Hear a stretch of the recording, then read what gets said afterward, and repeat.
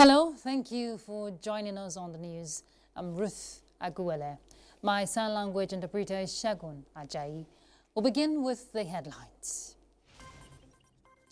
Federal government strengthens partnership with World Bank to improve procurement process. Senate to investigate inefficiencies in power sector. And preparations in top gear for Saturday's presidential election in Ghana.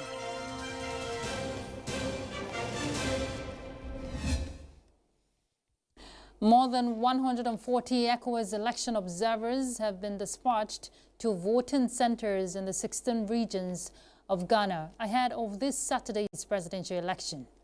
Orientation for citizens in Accra were charged to adhere strictly to their mandate, which is to help strengthen the election process in Ghana.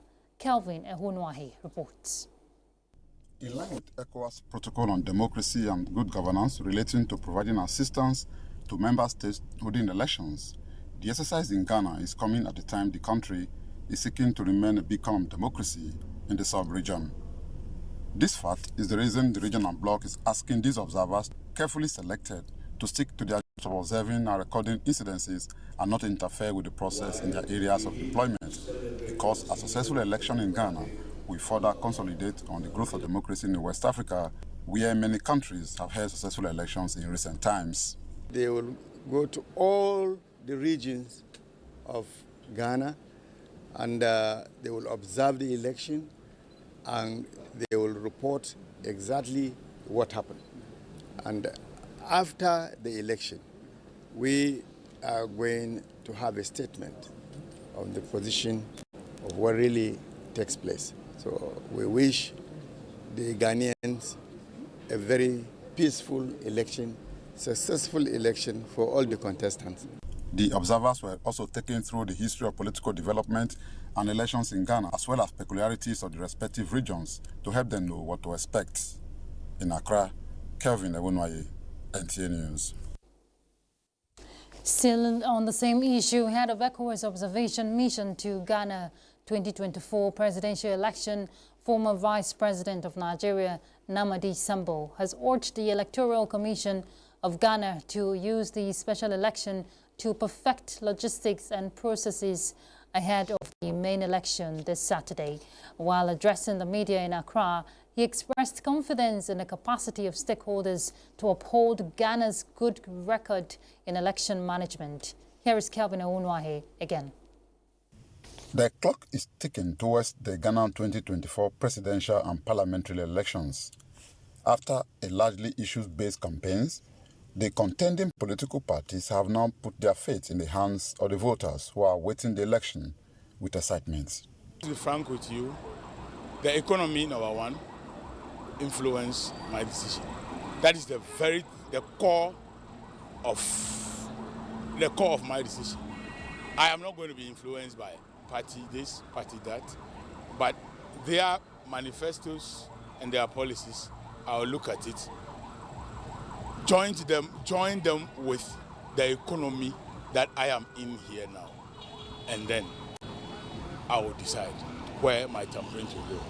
Ahead of the election, bid for this Saturday, the Electoral Commission of Ghana conducted a special voting exercise to allow election officials, security personnel and media practitioners to cast their ballots early. That process, largely described as successful, however, didn't go without pockets of complaints, especially from local observers and civil society organizations.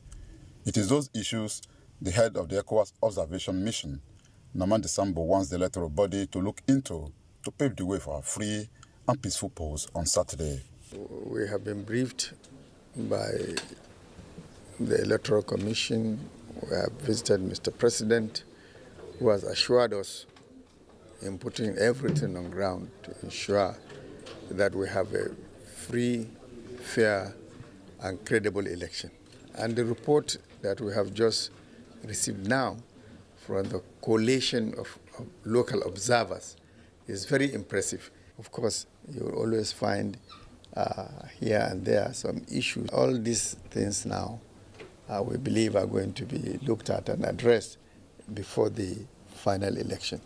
By rules, the ballot from the special election will not be counted until after polls closed on the main election day.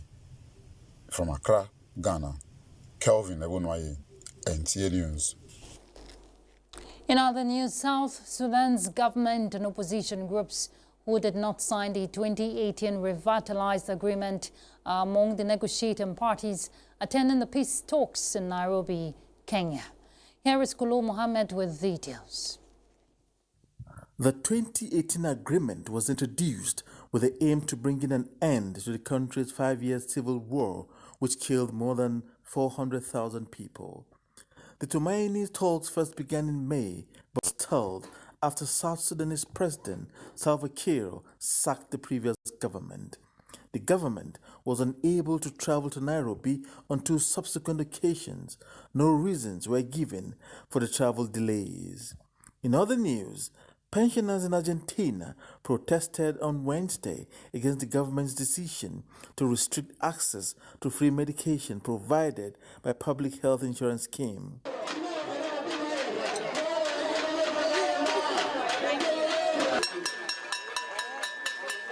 The new policy affects millions of people who rely on the program.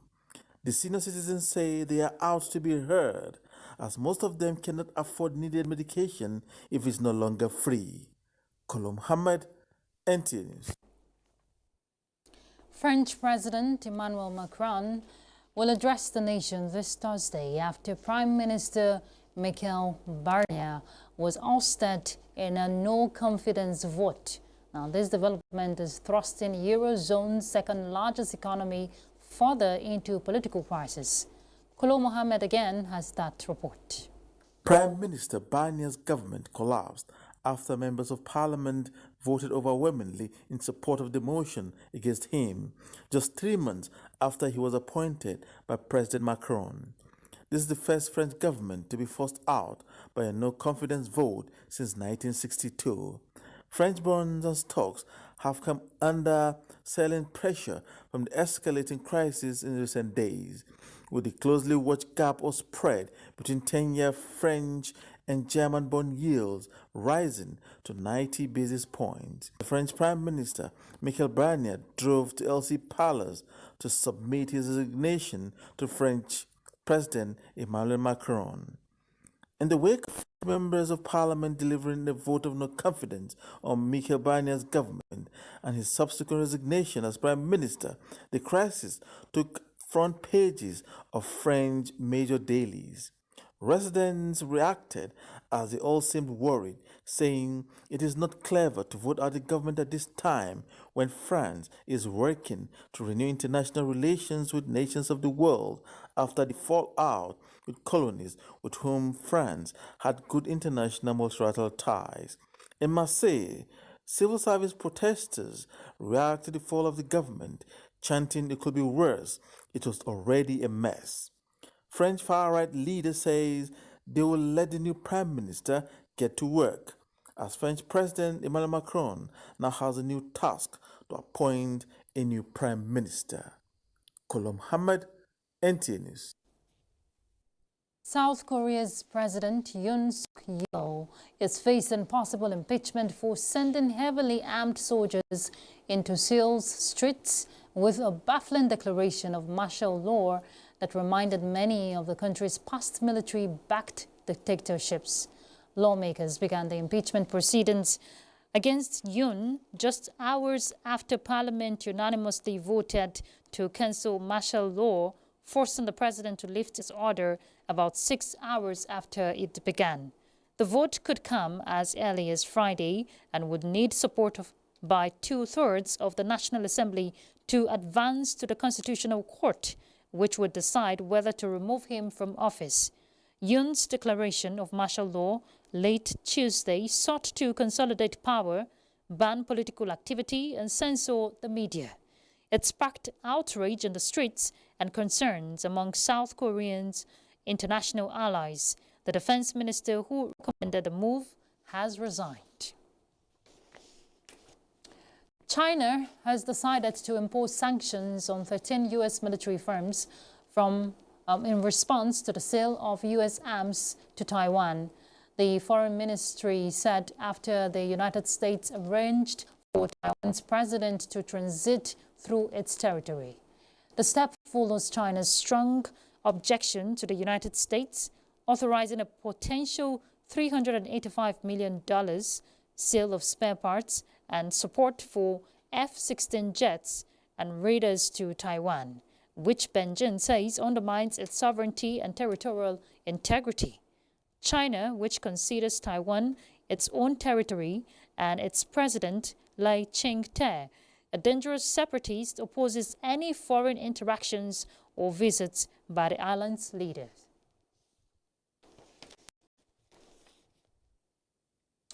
The federal government has launched the 2024 Hazard Risk Countrywide Analysis document to strengthen disaster preparedness and mitigation efforts across the country. Vice President Kashim Shettima at the launch reaffirms government's commitment to safeguarding lives and livelihoods from ecological and other risks.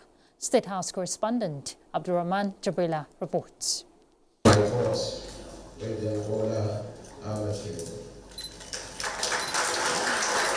This is the 151-page document of the Nigeria Hazard Risk Countrywide Analysis for the year 2024, stepping ahead of commitment to enhancing disaster preparedness and mitigating ecological and other environmental risk. Vice President Kashim Shettima called for enhanced collaboration among stakeholders to address Nigeria's vulnerabilities to disasters and climate change, as well as building a safer and more resilient Nigeria. We must all acknowledge that the launch of the Nigeria Hazard Risk Analysis is not the conclusion of our pursuit of stability. Instead, it is a springboard for our aspiration to develop and implement policies that build a nation less prone to risk, a nation fortified with the knowledge and infrastructure necessary for preventing and mitigating disasters. The document will serve as a vital tool to support the development and review of Nigeria's preparedness plan and related frameworks, which will position the foundation for a safer and more resilient country. The legislative arm of government has a constitutional responsibility to ensure that Nigeria's risk management strategies are backed by appropriate laws as well as appropriate appropriations. As Senators of the Federal Republic will continue to support NEMA with a view to achieving its mandate. We welcome new ideas, fresh, speculative and innovative contributions from partners and stakeholders as we strive to meet the urgent needs of our constituents and citizens. The launch provides a country-wide mapping of occurrences such as flash flood, conflict and disease outbreaks, among others. Policymakers and humanitarian actors now have the insights needed to design robust preparedness plans and interventions. By prioritizing risk reduction, we can minimize the impact of disasters and protect the most vulnerable amongst us. The report equips policy and decision makers with risk-informed lens to enable evidence-based designs and implementation of humanitarian emergency and preparedness. The 2024 country-wide risk analysis for Nigeria aligns with President Tinubu's renewed hope agenda, especially in building a disaster-resilient nation and caring for the welfare of vulnerable groups. In Abuja, Abdurrahman Jabrila, NTA News. The federal government is to reinvigorate the National Addressing Council to overcome challenges associated with the addressing system in Nigeria. The decision was taken during a pre-meeting of the council chaired by Vice President Kashim Shettima at the presidential villa. Here is State House correspondent Abdurrahman Jabrila again. This meeting is setting a stage for a new National Addressing Council, with the technical committee expected to be inaugurated next year to drive the country's agenda on planning, economic and financial inclusion, as well as ensuring an effective national addressing system. Underscoring the need for the immediate standardization of Nigeria's addressing system, Vice President Kashim Shettima described the move as essential for improving service delivery, enhancing urban planning, and driving economic growth. The Vice President decried the consequences of the current disorganized system, noting its impact on governance, logistics, and the financial inclusion of many Nigerians. And this is more than complicated systematic address mapping. It undermines trust in address verification, and the consequences ripple far and wide. Inefficient governance, logistical bottlenecks, delayed emergency responses, and the exclusions of many Nigerians from the financial services. Presentations were made by the National Identity Management Commission on enhancing the nation's address verification system and building a critical infrastructure for the National Addressing Database project, while the Nigeria Postal Service made a presentation on harmonizing the postcode with the National Addressing System, deploying the latest technology, particularly geolocating the physical addresses of Nigerians captured in the project.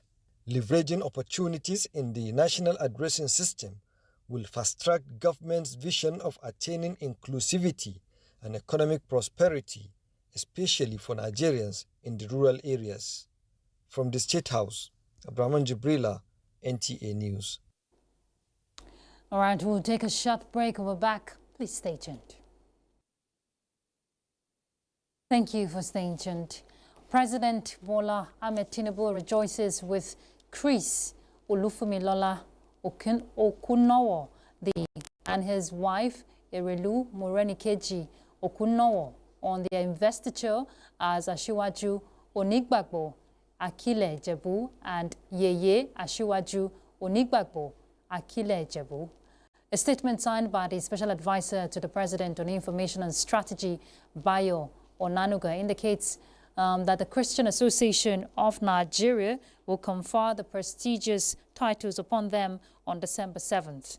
President Tinubu thanked CAN for recognizing the Okunowo's decades-long dedication to advancing the work of God and humanity across Ijebuland. Chief Olufumilola Okunowo, a distinguished lawyer, philanthropist, and community leader, is set to join the ranks of illustrious Ijebu sons, such as the late industrialist Chief Timothy Adeola Odutola and the late banking titan Chief Michael Olasubomi Balogun, to be so honored. President Bola Tinubu has extended his heartfelt congratulations to Abdul Kabir Adisa Aliyu, the founder and CEO of Matrix Energy Group, as he marks his 50th birthday. In a statement by the Presidential Advisor on Information and Strategy, Bayo Onanuga, the President acknowledges that this significant milestone not only commemorates Abdul Kabir's personal journey, but also highlights his remarkable contributions to the energy sector and his profound impact on fostering economic growth and social development in Nigeria. President Tinubu commends Abdul Kabir for his transformative role in Nigeria's energy landscape and his unwavering commitment to economic progress. He also recognizes that, as an entrepreneur, Abdul Kabir has successfully broadened the scope of Matrix Energy Group to encompass logistics, shipping, LPG distribution, and fertilizer blending, while his leadership has spurred innovation and excellence across these vital industries. All right, we'll take another break. We're back. Please stay tuned.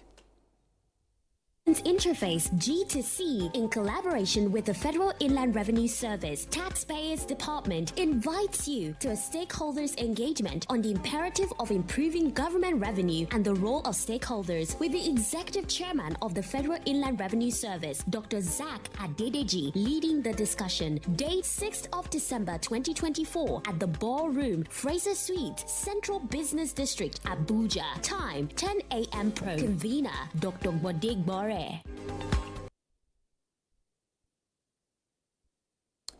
Thank you for staying tuned. The federal government has strengthened partnership with the World Bank to improve procurement processes through capacity building aimed at reforming its approach. This was at a stakeholders retreat on the National Procurement Certification Framework in Abuja. Bosade Abel also reports that the initiative is to enhance digital technologies and leveraging on digital economy with focus on establishing benchmarks, standards and skills required for a potential body of procurement professionals and pioneer a qualification and training regime to support and foster future development. Projects and processes and goals. The critical component that needs to be strengthened is the procurement function. It is a capacity building program with the aim of training professionals in the areas of procurement, environmental standards and social standards. Owing to COVID-19 and other challenges, the World Bank gave 2026 extension deadline for the completion of the project. The Federal Ministry of Finance has pledged to donor agencies and funders that the resources allocated for food security initiatives will be managed responsibly and effectively. This assurance comes in light of ongoing efforts to combat food insecurity through targeted agricultural projects. Now, this commitment was emphasized during the closing ceremony of a training organized by the International Fund for Agricultural Development, which focused on climate change, adaptation strategies, and the importance of financial discipline in agricultural financing. Musa Baba Aliyu reports. Janine Pretorius is affiliated with the Center for Learning, Evaluation and Results in Anglophone Africa, Clear AA University of Western, South Africa. She's currently in Nigeria to share her insight on the impact of climate change, particularly in the context of the International Fund for Agricultural Development, Social, Environment and Climate Assessment procedures. And as much as I'm encouraged by IFAD's involvement, but I think as governments also we need to do more. I think we need to find also creative ways of dealing with impact. I think more needs to be done in terms of indigenous knowledge systems, stuff that our great-grandparents have used, and how we can infuse that with modern technology. The training workshop aims to strengthen the capacity of IFAD-funded project staff and stakeholders in Nigeria. The goal is to improve the quality of implementation of IFAD-financed projects and programs as related to climate change. For them to understand that for IFAD project, this cannot be compromised because it's also embedded in the project design document, also in the project implementation manual. And so they have to follow all these documents that I call the Bible, step by step. During the workshop, Babatunde Adebayo from the Department of International Relations at the Federal Ministry of Finance emphasized the importance of adhering to the rules and guidelines set by donor organizations and international bodies. Let's comply with all the rules of the game. As we do so, we better our rural farmers, there will be food security in the country. Participants expressed commitment to scaling down learning to grassroots levels by extending the outcomes of the training to state-level decision makers and farmers' organizations. Musa Baba Aliyu, NTA News.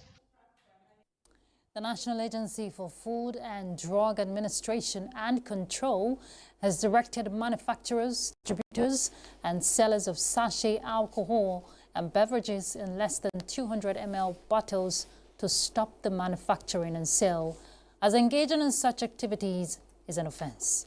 The Director FCT of the agency gave the directive during a mop-up exercise at Wuse Market. Haman Jabani reports. It could be recalled that in December 2018, a tripartite committee comprising the Federal Ministry of Health with NAFDAC, Federal Competition and Consumer Protection Commission, and industries players represented by the Association of Food, Beverages and Tobacco Employers and the Distillers and Blenders Association of Nigeria recommended the phase out of sachet alcohol drinks. The National Agency for Food and Drug Administration and Control, NAFDAC, led by the Director FCT, is in Wuse Market, Abuja, to commence the mop-up of these products in the Nigerian market. It's a phase withdrawal. The first phase was that we stopped registering fresh ones in the market. And then the second phase was that we stopped renewing existing ones in the market. And thereafter, we now give the manufacturers time to exhaust the stock they have, not only exhausting the stock they have, to stop the production of the product. This is the phase we are in the phase of banning this product, and that is the mopping up of the product that are in the market. For the manufacturers, maybe some of them are secretly manufacturing it, maybe that's why we are finding the market, but I will leave that for our investigation team to investigate and find out how this product finds its way into the market when it has already been banned. Kenneth Azukwe directs that all those involved in the business to submit the product in their stores to NAFDAC and call for the collaboration of all Nigerians in carrying out this national assignment. 52.3 million naira worth of product was seized at the market. Haman Jabani, NTA News. And just before we go, let's find out how Friday's weather prospect looks like.